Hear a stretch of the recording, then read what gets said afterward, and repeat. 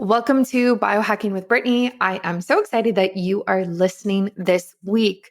This is a place where I talk about my health journey and holistic nutrition and biohacking and wellness and all sorts of things like that I am currently into. This is a big episode, and I am super excited to be able to bring it to you. Before we jump in, I want to just do a quick shout out to this week's sponsors. First and foremost, Bioptimizers. I love their magnesium. I use it every day. I actually take 2 every single night. I use their digestive enzymes, especially when I'm eating foods that I don't typically use or eat. And then I'm also taking their sleep supplement, which is a powder that you add to water about an hour before you go to bed. And it really just helps create melatonin in the body and more of like a calming effect. So those are the 3 like my favorite products from them. And I actually use them daily. So I love Bioptimizers. They'll be linked in the show notes for you. Go check them out. And also a quick shout out to Silver Biotics. I talk about them a lot, but I actually took their supplement yesterday and today because I'm feeling slightly under the weather, just a little bit of phlegm and that type of thing.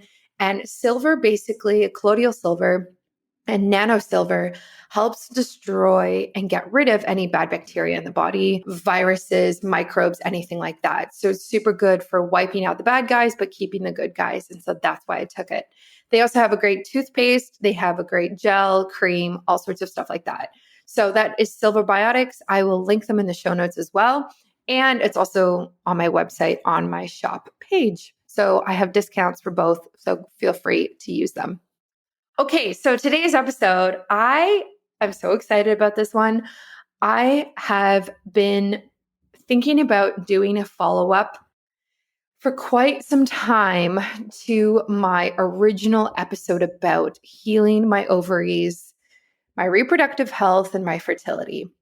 So if you're a new listener, I did an episode back in October talking about the different things that I was going to start doing to support my menstrual cycle and my reproductive health.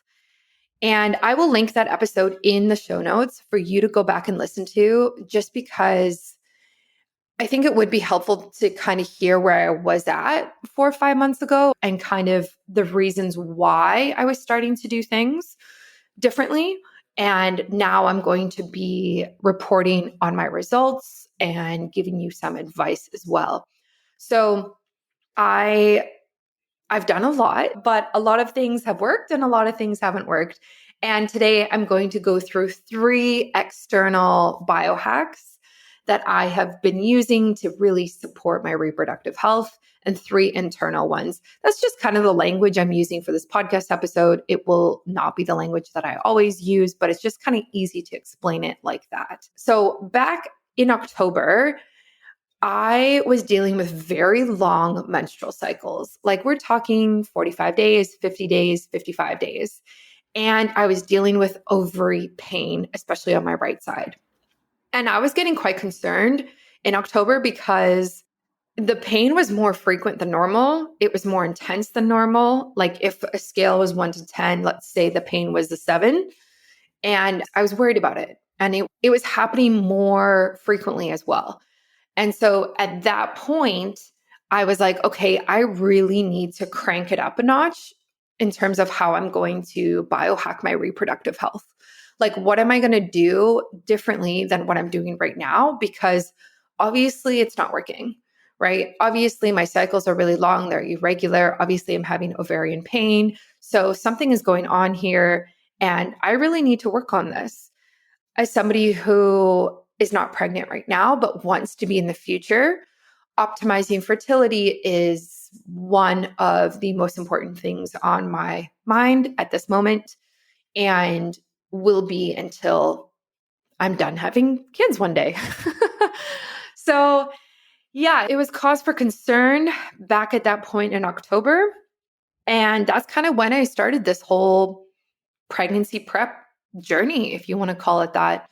And I really just dug into how to do things differently.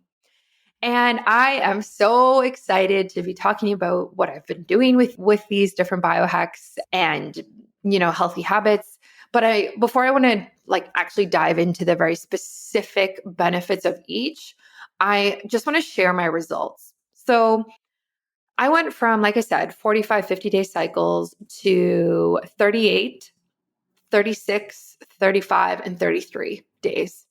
I have not had that many cycles with that short, it's not even that short, but shorter in the 30s range in years. So I came off of birth control in 2018. I was on an IUD. I was on the Mirena IUD, which is a whole nother topic for another day. And I actually don't think I've had that short cycles since 2018.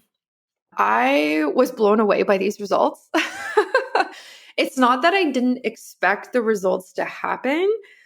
I guess I was just taken aback by how you can actually take responsibility for your health, make lifestyle changes, and reap the rewards without prescription drugs, without surgical intervention.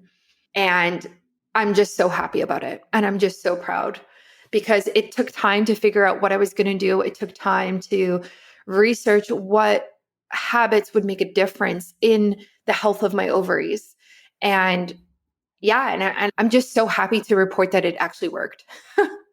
It actually worked. So not only did my cycles become shorter, I also significantly reduced the ovary pain that I was once dealing with.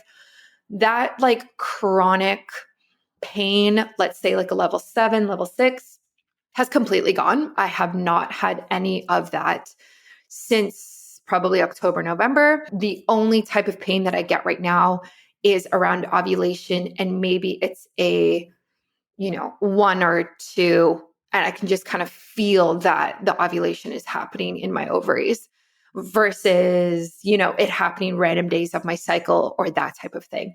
So that's great that the pain has also gone down. The frequency has gone down. The quantity and the quality have gone down, which is exactly what I wanted. And my cycle has become shorter, which is also great. And just for everybody who really knows the ins and outs of the menstrual cycle, so we have it's actually 4 phases, but 2 distinct phases, the follicular phase and the luteal phase. So my follicular phase was always longer, which is the first half of your cycle, right before you ovulate. And my luteal phase has been 14 days always. So when I was looking at this and I was looking at this data, I was making sure that my luteal phase was continuing to be 14 days and wasn't becoming shorter, because that's not great. It's not super great to have a shorter second half of your cycle that's under 14 days. But indeed, it was my follicular phase that was actually becoming shorter, which is exactly what I wanted. And for just general purposes, I track my menstrual cycle through Natural Cycles app. This is the temperature method. I take my temperature every morning, I put it into my phone, and I track it through this app. And I've been doing that since I've been off birth control since 2018. So that's kind of some information on that. I don't want to get into birth control in this episode because that is beyond the scope. And I really just want to get into what I did to optimize my fertility, my ovaries, my reproductive organs, my reproduction in general. And so let's dive in. Like I said, I am going to talk about 3 different biohacks, healthy habits for what I did externally on my body, and then 3 for what I did internally. This is not what everything that I did. I did more things and more supplements and different things like that above and beyond this, but it's just so much information. So I think I'm just going to keep to this amount for this podcast episode. Maybe I will do a part 2 because I think it's just going to get very long in the tooth. So if you want to take notes, go for it. If you have any questions about everything that I'm about to say, message me on Instagram. That is where I am the most active. So I really suggest that you contact me through there. You can also send me an email. That's fine as well. And stay tuned for a bunch of content coming about this. I can't say too much right now, but I feel like there really is a lack of information out there about optimizing fertility and for both men and women. And also not just about conceiving, but also like, how do we make the healthiest baby possible? Which is a very biohacker thing to think about, is like, even for the couple that doesn't have any fertility issues whatsoever, okay? How can we bring them together and create the healthiest baby possible? Like, how can we create the healthiest pregnancy, the healthiest conception? And it starts before conception. And so that's what I really want to see out in the world. And that's what I'm going to be putting out there is content about this. How do we optimize this? What does detoxing before conception look like? What does optimizing male fertility look like in terms of biohacks, healthy habits, exercise, supplements, diet, EMF, radiation, environment exposure, and then exactly the same with women. So again, I can't say too much about what is coming this year, but you can obviously hear how passionate I am about this. And so optimizing fertility, I think, is something that is very near and dear to my heart. And I will be continuing to create content about it. If you have ideas of content or information you would like to see or hear from me, please message me on Instagram. I would love to chat to you about this. But without further ado, let's jump in. Okay, here we go. So, first and foremost, castor oil packs. So, we're doing external biohacks, healthy habits first. I wrote out a bunch of benefits for each. I'm going to explain how to do them. It's going to be all here for you. So, without, really getting into the weeds, I just want to say there is limited scientific evidence for some of these things, some of these biohacks. However, does not mean that it doesn't work, and it does not mean that you should not try them, and it does not mean that people aren't researching it right now and the research will be coming out. So that is my mini disclaimer. So, castor oil packs. Some natural health practitioners and holistic medicine experts believe that castor oil packs may have benefits for women's health, including reproductive health. Some potential benefits of castor oil packs for female reproductive health may include: number one, reducing inflammation. Castor oil has anti-inflammatory properties, which may help to reduce inflammation in the reproductive organs. Number two, supporting hormonal balance. Castor oil contains ricinoleic acid, I think that's how you say it, which may help to balance hormones in the body. This can be particularly beneficial for women who are experiencing hormonal imbalances or menstrual irregularities. Number three, relieving pain. Castor oil packs may help to relieve pain and discomfort associated with menstrual cramps or other reproductive health issues. Number four, supporting detoxification. Castor oil packs may help to support detoxification and eliminate toxins from the body. This can be beneficial for women who are experiencing reproductive health issues related to toxicity or environmental exposure.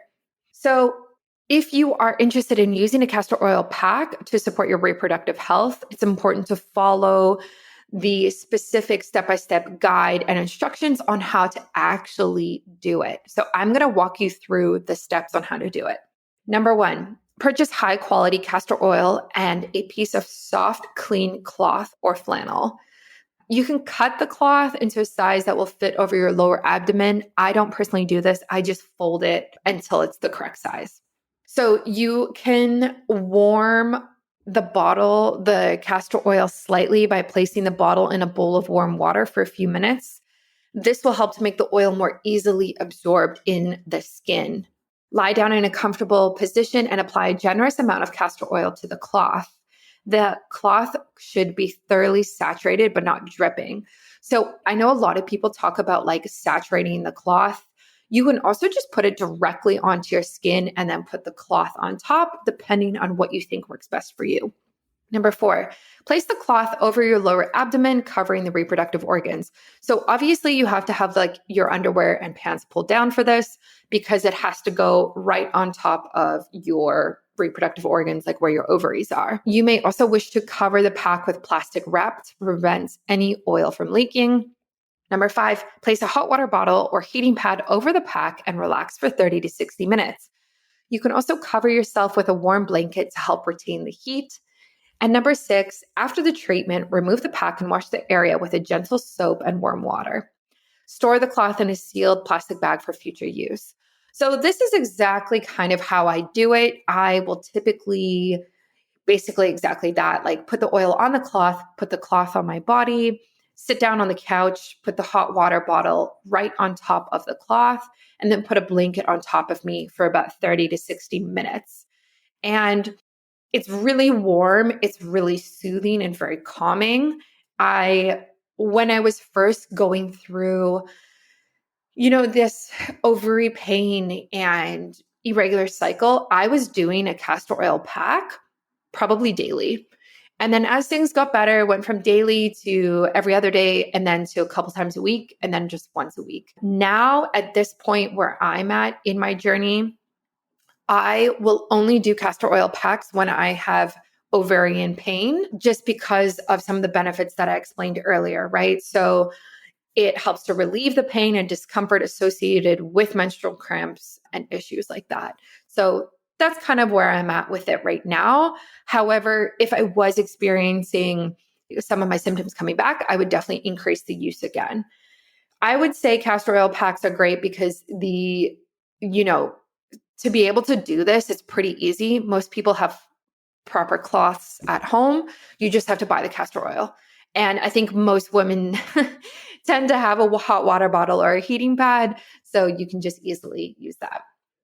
Next up is red light therapy. Wow. So this one I have a lot to say about. This is a more advanced biohack for fertility and for your ovaries and reproductive health, mostly because not everybody has red light therapy devices. They can be kind of expensive and actually hard to find.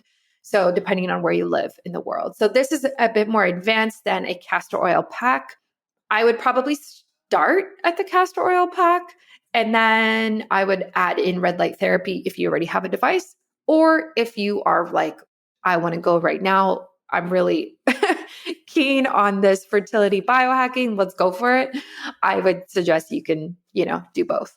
So red light therapy can definitely support women's reproductive health and men's as well, but that is not what we're talking about today. So let's dive in. So red light therapy involves using low-level red light to stimulate the production of ATP, which is the main source of energy for our cells. This can promote healing and rejuvenation in the body, including the reproductive organs. Some potential benefits of red light therapy for female reproductive health may include: number 1, increasing blood flow. Red light therapy may help to increase blood flow to the reproductive organs, which can promote healing and reduce inflammation. Number 2, reducing pain. Red light therapy has been shown to have pain relieving effects, which can be beneficial for women who are experiencing menstrual cramps or other reproductive health issues.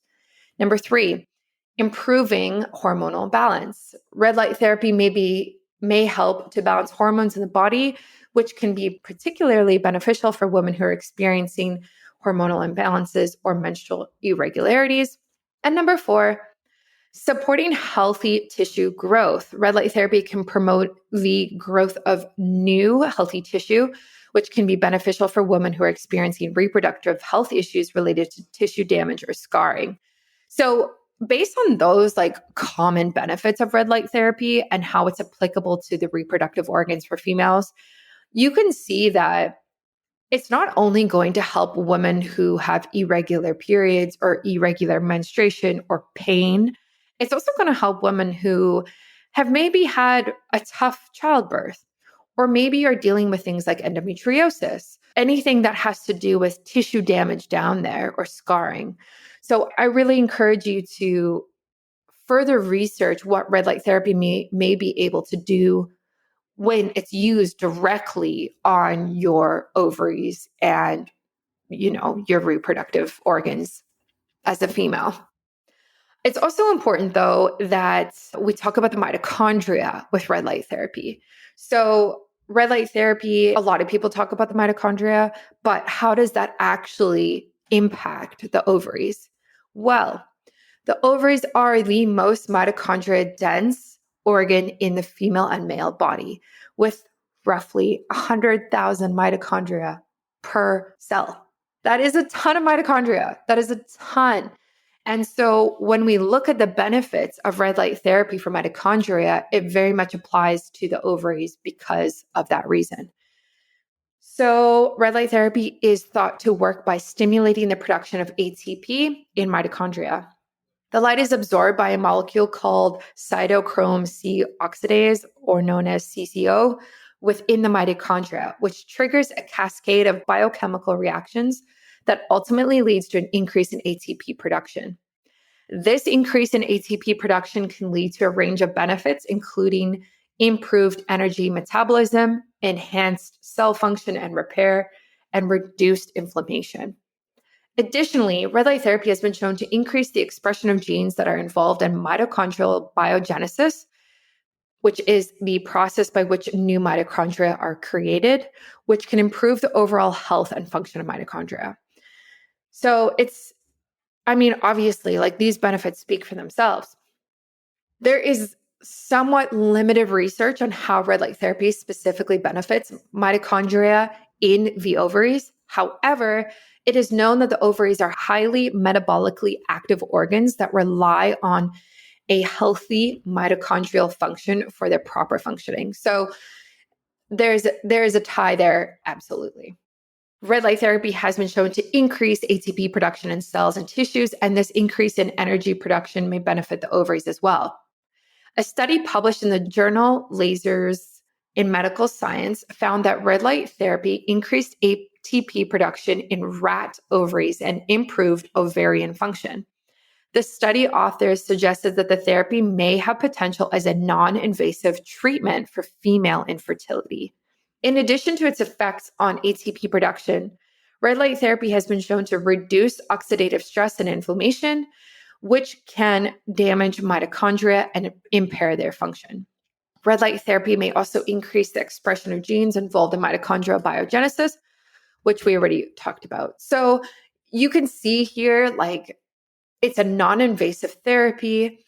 It very much impacts the ovaries in many different ways. So not only does it support, ATP production and mitochondria, there's also other benefits, like it increases blood flow, it reduces pain, it improves hormonal balance, and it supports healthy tissue growth. So I think red light therapy is fantastic. And I think we're only going to see research in this space continue to grow. I have multiple red light therapy devices, and I think the easiest one for this would be the Flex Beam. They're linked on my website. I don't necessarily work with them directly, but this is the device that I used on my ovaries. And it's essentially a set of red lights linked together that you can directly put on your body, compared to a red light panel that you would have to stand in front of in your bathroom or something like that. So the way that I was doing this was, and I still am, was I'd lie on the couch, again, no underwear, no pants or anything like that, or just pull them down and put this directly across my ovaries. There's 3 big lights. So it was honestly like the perfect size. And I would put it on for 30 minutes. And I think I was doing this daily for a while. And then again, every other day. And then when symptoms got better, once a week. And now it's kind of something that I go back to when I need it. I think a great place to start, if you're I think that if you are planning to conceive in the next year, or having irregular menstrual cycles, if you have PCOS, if you have endometriosis, if you have any type of concern around your fertility and reproductive organs as a woman, I think a great place to start would be every other day doing the castor oil packs. And then the days that you're not doing that, I would do the red light therapy. I think that's fantastic. I think you're going to see results within 6 weeks of doing that because it is really, really targeting the ovaries and supporting them directly through doing that type of mechanism. So that's what I would suggest. After the end of year work obligations and holiday family fun, it's easy to start the new year stressed, worn out, and lacking motivation. And honestly, I actually really do feel that right now, which is definitely not the way you want to start the new year. So if you're feeling like you need a holiday from the holidays, oh my gosh, again, I feel that. I have the perfect solution for you. Do yourself a favor and start taking magnesium breakthrough every night before you go to bed. Why?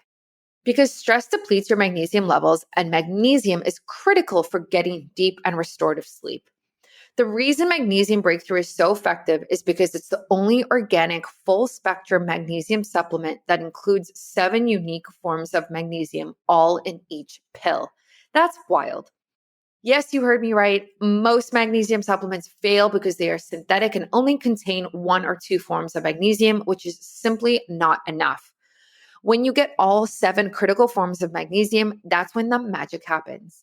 Pretty much every function in your body gets upgraded, from your sleep to your brain, from stress to pain and inflammation. Even better, by making magnesium breakthrough part of your daily routine, you'll be fully rested, recharged, and ready to crush all your New Year's resolutions.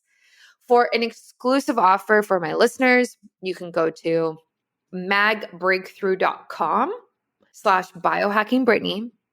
In addition to the 10% discount you get by using my discount code, which is biohackingbrittany, you will unlock a special gift with purchase for a very limited time only. So go right now. That is magbreakthrough.com/biohackingbrittany now and get your gift. That is linked in my show notes, and use the discount code biohackingbrittany and for 10% off and also a special gift, which we all love, especially in the new year. So this is my favorite magnesium. I take it every single night, and I probably will always take it because the benefits are just so fantastic. My third and final external biohack is acupuncture. Now, I did acupuncture once, 7 years ago, and I didn't go back. And I started doing acupuncture weekly in October. And it's completely out of pocket. I didn't have any health coverage for it. I paid for it. And it was about an hour. I was going every Tuesday. I now go every other week. I'm probably going to only go once a month moving forward.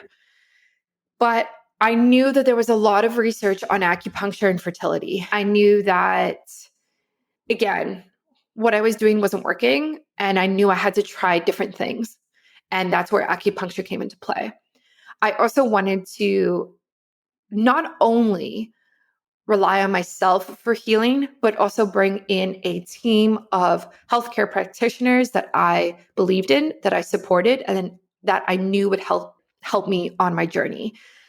I haven't had the best experience with gynecologists or OBGYNs. And so that just wasn't even something that I was going to think about. And so acupuncture was one of an acupuncturist, and she's also a TCM doctor, which is traditional Chinese medicine, was somebody I wanted to bring on. And the woman that I use in Vancouver, she specializes in fertility.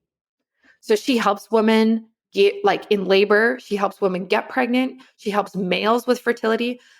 It was a very, very intentional going to see her because I knew she knew what she was doing, essentially. So I was very new to acupuncture, and I was really excited to give it a go, essentially. So let's chat about it. Let's talk about it. So acupuncture is a form of traditional Chinese medicine that involves inserting thin needles into specific points on the body. It has been used for thousands of years to treat a wide range of health conditions, including female reproductive issues. Acupuncture is believed to benefit female reproduction in several ways. Number 1, regulating hormones. Acupuncture has been shown to regulate the level of hormones that are important for female reproduction, including estrogen, progesterone, and luteinizing hormone. By balancing these hormones, acupuncture may improve fertility and reproductive health. Number 2, improving blood flow. Acupuncture has been shown to increase blood flow to the uterus and ovaries. This increased blood flow can help to nourish the reproductive organs and improve their function. Number 3, it helps reduce stress. Stress can have a negative impact on reproductive health, as we all know. And acupuncture has been shown to reduce stress and anxiety. By reducing stress, acupuncture may improve fertility and reproductive health. And number 4, supporting assisted reproductive technologies known as ART. Acupuncture is often used in conjunction with ART, such as IVF, to improve the success rates of these procedures. Acupuncture may improve the quality of the uterine lining, increase blood flow to the ovaries, and reduce stress, all of which can improve the chances of a successful pregnancy. Overall, acupuncture is believed to benefit female reproduction by regulating hormones, improving blood flow, reducing stress, and supporting ART. While more research is needed to fully understand the mechanisms behind its benefits, acupuncture is a safe and non-invasive therapy that may hold promise as a complementary treatment for female reproductive issues. So again, all of these are very non-invasive, right? Red light therapy, castor oil packs, acupuncture, they're all non-invasive. They're all external things that you're doing on top of your body, like physically to your body. And this is exactly what I did. So I was doing castor oil packs daily, red light therapy daily, acupuncture weekly, because I knew that I had to target this problem from multiple angles. And I knew that switching up my diet wasn't going to be enough. It wasn't going to be enough to, not drink alcohol or like some sort of simple healthy habit. I knew I had to go above and beyond and really like biohack my cycle through this. So I would say these 3 external biohacks and healthy habits really made probably the biggest difference for me. There's other things that I did that I just don't want to get into on this episode, like fitness and exercise and cycle syncing and stuff like that, because it's just too long. But I really suggest you look into the 3 of these if you are going through some of the things that we've talked about. Okay, now we are going to talk about internal. So internal, I'm talking about things that I have taken internally, supplements, food, diet, things like that. And I just kind of like split them up like this because I think it's easiest to understand. And I really want to dive into them. So I typically follow, the first and foremost one is diet and nutrition. I typically follow the Paleo diet, and I have been following the Paleo diet for, oh my gosh, since I was a teenager. It's always kind of been like 80%, out of 100, meaning like I would still have alcohol, I would still have dessert here and there, I would still have like dairy sometimes, and just wasn't super concerned about it, that other 20%. But then when I was having these issues, I really rethought about that. After the summer, starting in September, I went sober. I didn't drink from September to December. So September, October, November, I was sober, and I drank alcohol over the holidays. And now I'm sober again, actually. So I haven't had any alcohol since New Year's, and I won't until March. So I'm taking January, February, and I guess a little bit of March off because I just think alcohol is not great. As much as I like drinking and as much as I went through a party phase, I don't see it being beneficial. Yeah, podcast for another time. I don't want to get into the different perspectives on alcohol. But when I was having these issues in October, and it wasn't just October, right? Like it was kind of last summer, but it was October when I was like, holy, I need to do something about this. Like I'm going to crank it up a notch. And that's when I basically went into Paleo diet 100%. So for those who don't know, the Paleo diet, also known as the Paleolithic or caveman diet, is based on the idea of eating foods that our hunter-gatherer ancestors would have eaten during that era. The diet typically includes meat, fish, fruits, vegetables, nuts, and seeds while avoiding processed food, dairy, grains, and legumes. I would also add in there that it avoids sugar. So it's a very clean diet. It's a very whole diet. It's very much based on real foods, not processed foods, not necessarily factory, industrially made foods. And it's probably one of the most nutrient dense diets out there, in my personal opinion. So, how does this tie into female reproductive health? So, there's definitely benefits for it, and let's get into them. Number one, improves insulin sensitivity. This is super important. So, the paleo diet is low in carbohydrates and high in protein, which can improve insulin sensitivity and blood sugar control. This can be particularly beneficial for women with PCOS, a common reproductive disorder that is often associated with insulin resistance. So, the important thing to note here is that paleo is not low carb, it's not zero carb. At least the way that I practice paleo is not like that. I very much have my fruit, not a lot, but my fruit, sweet potatoes, yams, squash, more carby starch vegetables. And it is high in protein, right? So you are getting in eggs, animal proteins throughout the day. And I think this is super important. And it does help with obviously improving insulin sensitivity because you're taking out processed food, you're taking out alcohol, you're taking out, sugar, these things that our body really struggles to metabolize and also regulate our blood sugar levels afterwards, right? And so it's really, really clean in that way. And I know some people don't like to say clean diet versus not clean, but it's kind of hard to describe it without using those types of words. So that's the first one. The second one is reducing inflammation. The paleo diet is rich in anti-inflammatory foods such as fruits, vegetables, and omega-3 fatty acids from fish and nuts. Chronic inflammation can impair female reproductive function, and reducing inflammation may improve fertility and reproductive health. This is super important. So I eat a lot of nuts. I don't know why I'm laughing. I eat a lot of nut butter. I actually, on my computer right now in front of me, I have a macadamia nut butter recipe that I'm about to make this afternoon because I'm so tired of buying expensive nut butter that I'm going to try and make it myself. And it's obviously high in omega-3s and healthy fatty acids in general. Chronic inflammation is important. I have had my chronic inflammation tested. Now, let's talk about this. So, I get my blood tested through Inside Tracker. They come to my house, they do it for me. I don't have to do anything. You fast the night before and they do it. And one of the biomarkers that they test for is inflammation. I think it's called C-reactive protein test. Yes, that's exactly what it is.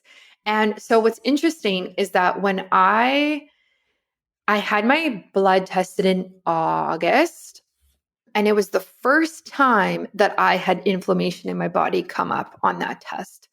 Mind you, I was tested a week after I had COVID. So that definitely played into that test. But it was still concerning. And so it is helpful if you get tested because you can kind of see your inflammation levels. And I really, really suggest running labs. This, again, podcast for another time. I think if you are on your fertility journey and you are on your female health healing journey, how are you going to know how well you're healing if you don't get tested? So get tested. I have codes with Inside Tracker, obviously. They're linked on my website. Go for it. It's easily the best one. Easily the best one. If you're in the US or Canada, which most of you are, they come to your house. Or you can also go to a lab and do it, but it's really easy. They just come to your house and do it. So check them out for sure and get your inflammation levels tested. Oh, and I will say just on one more note about that, when I did a follow-up test, I think it was I did it before I started drinking because I wanted to check. My inflammation did go down from August to December through all of these different things that I did. So I do have a track record of success of these as well. Okay, number 3. Providing essential nutrients. The paleo diet is rich in nutrients that are important for reproductive health, including zinc, iron, and vitamin D. These nutrients play a crucial role in hormone regulation, ovulation, and fetal development. This is really important, right? Like, I know there's a bunch of people who are vegan and vegetarian or pescatarian. I guess pescatarian is somewhat better. As much as I understand where you're coming from environmentally, potentially, I just don't think that type of way of eating is the best for fertility. I think that the paleo diet and the Western A price diet is probably the most nutrient dense diets out there that support reproductive health for men and women. And that is what I promote and will always follow myself and talk about in the future, just because of these reasons, right? High in zinc, high in iron, high in vitamin D. You're not getting those things from vegetables. I mean, maybe a little bit, but not really. You're getting those things from like eggs, meat, right? Like animal protein. So it's important to really keep that in mind when you're choosing what and how you should be eating. And last but not least, supporting a healthy weight. The paleo diet is low in processed foods, like we talked about, and high in nutrient dense foods, which can help to support a healthy weight. Maintaining a healthy weight is important for female reproductive health, as being underweight or overweight can impair fertility and increase the risk of pregnancy complications.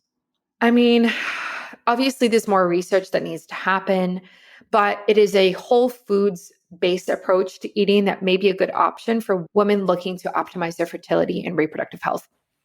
I think, like I said, and I've like really gone into depth with this one, I think this is one of the healthiest diets that you can follow, especially for your hormones and fertility and reproduction.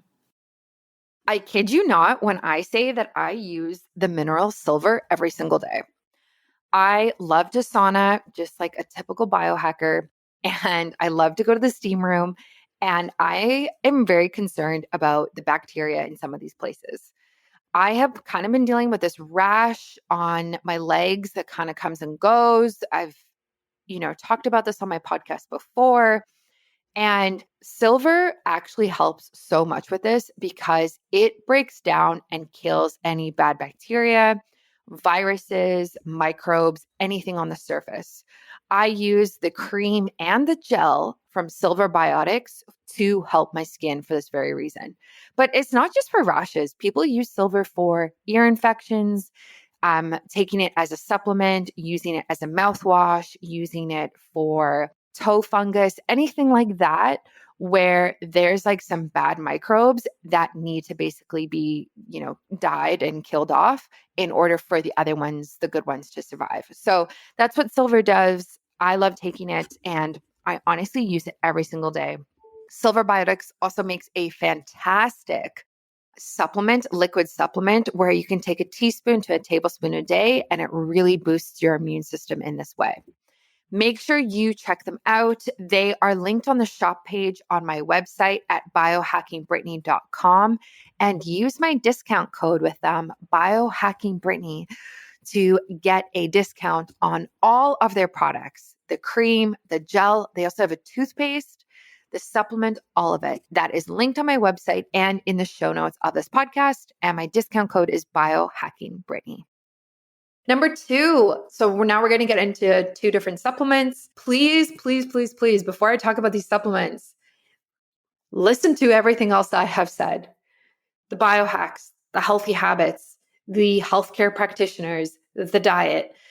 We can't just take a supplement and expect miracles. We can't just take a supplement and expect your cycle to suddenly be regular, or you suddenly to be the most fertile person on the planet, or for your PCOS or endometriosis to go away. Like, it just doesn't work like that. And we really need to take a holistic approach in order to heal from the inside out and heal from the root cause. So the first supplement is called Myo-inositol. I don't know if I'm saying that correctly, but that's how I'm going to say it. So Myo-inositol maybe is a type of sugar alcohol that is naturally present in the body and found in certain foods such as fruits, beans, and grains. So just from that very definition, you can hear that it's from fruits, beans, and grains. As somebody who's paleo, I don't eat beans or grains, so it's only fruits. So it's actually super important that I take it as a supplement. It has been shown to have a number of benefits for female reproduction, particularly for women with PCOS, a common reproductive disorder. So here's some benefits. Number 1, regulating insulin. Myo-inositol, wow, has been shown to improve insulin sensitivity and regulate blood sugar levels. This is particularly important for women with PCOS who often have insulin resistance and higher levels of insulin in their blood. Number 2, improving ovarian function. Myo-inositol has been shown to improve ovarian function by promoting follicular development, increasing oocyte quality, I don't think I'm saying that right, and regulating menstrual cycles. This can improve fertility and increase the chances of successful pregnancy. Number 3, reducing inflammation. It has anti-inflammatory properties, which can reduce the inflammation that can impair reproductive function. Number 4, reduce androgens. It has been shown to reduce levels of androgens such as testosterone, which are often elevated in women with PCOS. And this can improve reproductive function and reduce symptoms such as acne and excessive hair growth. Number 5, it supports ART, which is assisted reproductive technologies. We briefly talked about this. But yeah, you can take it with ART, such as IVF, and to improve the success of this. So obviously, there's more research needed, but it has been shown to support female reproductive health through these different mechanisms and in multiple ways. Last but not least is Spermidine supplements. So I have definitely talked about Spermidine on here. I use Spermidine from the company called Spermidine Life. This is a fantastic supplement, not only for reproductive health, but also for hair and nails and skin. So I love it. It's very holistic. I will link them in the show notes if you also want to get this supplement for your female health journey. Okay. Spermidine is a naturally occurring polyamine that is found in all living cells, including those in the female reproductive system. It has been shown to have a number of benefits for overall health, and recent research suggests that it may also have a positive impact on female reproductive health. Here are some benefits. Number 1, supporting oocyte quality. I don't think I'm saying that right. Spermidine has been shown to improve this quality by promoting autophagy, a process in which cells break down and recycle their own components. This can help to improve damaged or abnormal components in these cells and promote overall health and quality. Number 2, reducing oxidative stress. Spermidine has antioxidant properties, which can help to reduce oxidative stress in the body. This is particularly important for female reproductive health, as oxidative stress can impair fertility and increase the risk of pregnancy complications. So that's actually super important. Number 3, regulating gene expression. Spermidine has been shown to regulate gene expression in the female reproductive system, particularly in the ovaries. This can help to promote healthy ovarian function and improve fertility. And number 4, promotes longevity. Spermidine has been shown to promote longevity in a number of organisms, including mice and fruit flies. While more research is needed to fully understand its mechanisms of action, it is possible that Spermidine may also have anti-aging benefits for female reproductive health.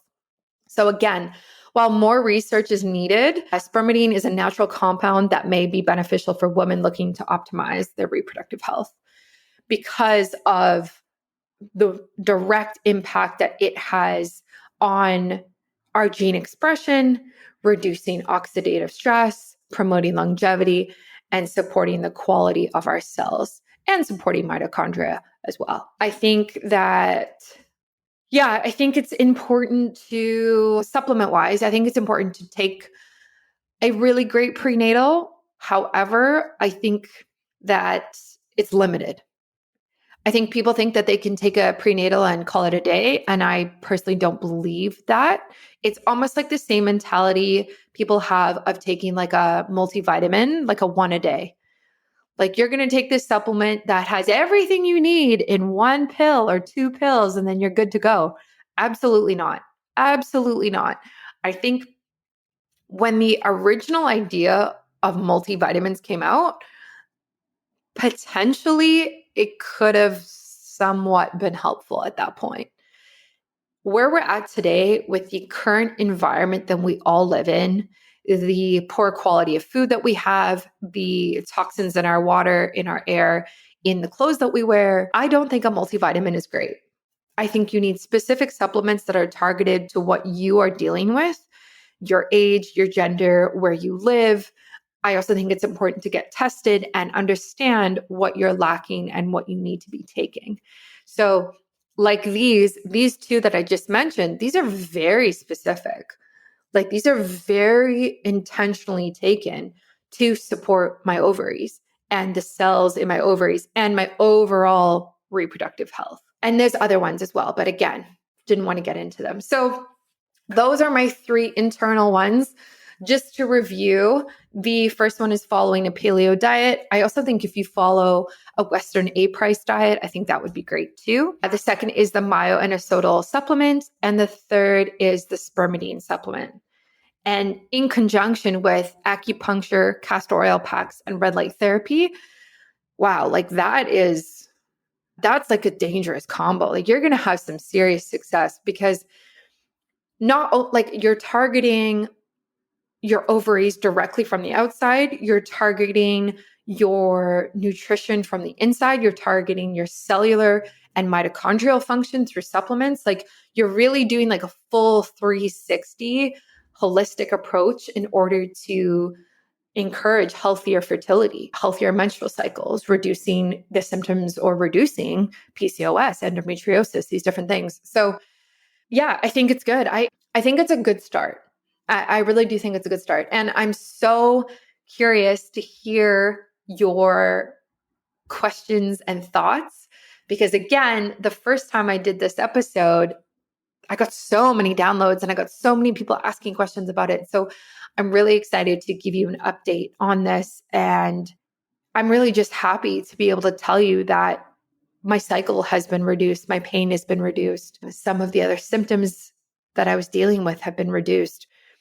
So I'm going to create a bunch of content about this. I'm going to create some really exciting things coming in the fall about this because I think this is like my bread and butter is optimizing female health and optimizing fertility. And then in the future, like, of course, it'll go into pregnancy and babies and children as well. You know, like how do we create the healthiest children when we've had them beyond just like a baby and like, you know, starting solids and that type of thing, but also just like kids in general. Like, how do you keep a kid healthy these days? Like, I just feel like that is a massive challenge in itself. And I think the parents and the moms can really, really support with that. So thank you for listening to this podcast episode. I hope you got a lot out of it. I hope you took some notes and let me know if you have any questions because I'm here for you. And maybe I'll do another follow-up in another 3 or 4 months about this. I'm sure I will as I continue this journey and continue, biohacking my fertility and optimizing my fertility. So stick around for another episode coming next week. And if you don't follow me on Instagram, please do so at BiohackingBrittany.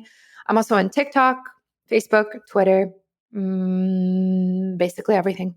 iTunes, Spotify, YouTube, Apple Podcasts, I guess it's called Google Play. I don't even know who uses that, but sure.